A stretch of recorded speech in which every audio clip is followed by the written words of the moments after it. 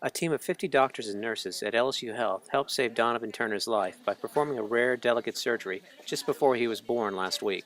A routine ultrasound showed that Donovan was missing part of his jaw. The deformity would have blocked his windpipe after he was born, meaning he never would have drawn breath. Instead, doctors inserted a breathing tube in Donovan's throat during a C-section, with the placenta still providing oxygen to the baby. Baby Donovan is not only has a small lower jaw, but he's missing this entire portion of his lower jaw. Oh, wow. Right, and it's kind of unusual. The problem is without this portion of the lower jaw, not only the jaw, but the tongue as well can fall back and block the entire airway. Yeah. So he has no way to support his airway without a surgical airway, which is called a tracheotomy. It can be a very kind of hectic and chaotic process to do an emergency trach.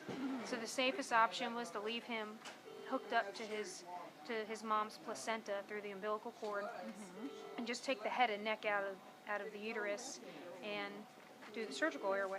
He's doing good. He was always breathing on his own. That's great. He just needed help a little bit. When does he get to go home? Do you know? Well, I talked to his doctor today. He said about 4 to 8 weeks, but he had to start eating first, and he got that trach, so I have to work with that, learn how to use that and clean it. Baby Donovan hasn't seen the last of the operating room, with more surgery scheduled in his future to repair the deformity.